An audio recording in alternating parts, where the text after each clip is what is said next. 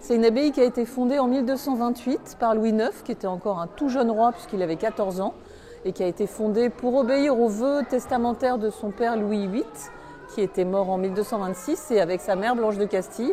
Ils ont donc acheté ce terrain ici, près d'Asnières-sur-Oise, pour édifier une abbaye cistercienne, qui est donc une abbaye royale, qui a été richement dotée, qui a été construite très très rapidement, puisqu'elle a été consacrée, donc inaugurée, si on peut dire, en 1235.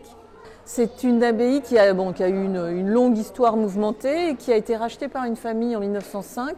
Et les descendants de cette famille ont installé à l'abbaye une fondation privée, une fondation en but non lucratif reconnue d'utilité publique, la Fondation Royaumont. Et cette fondation, depuis une quarantaine d'années, est devenue un centre de formation pour les artistes de la musique et de la danse.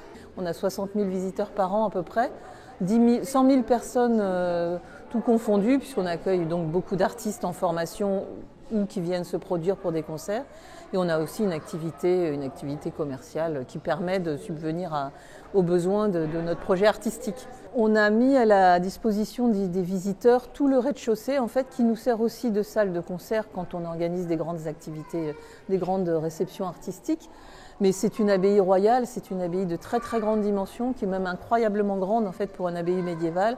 On a un très beau cloître avec un très beau jardin d'Achille Duchesne de 1912 qui a été restauré. C'est une abbaye d'ailleurs qui est constamment restaurée, qui a fait l'objet de qui est entretenue et restaurée continuellement et qui a vraiment des proportions très très très étonnantes en fait pour une abbaye médiévale, et notamment l'ancien réfectoire des moines, qui est notre plus belle salle, qui est presque, contrairement à certains autres endroits qui ont pu être beaucoup remaniés au XIXe siècle, quand Royaumont est devenu une usine textile, l'ancien réfectoire a vraiment gardé ses proportions et sa splendeur médiévale, et c'est un très très beau monument.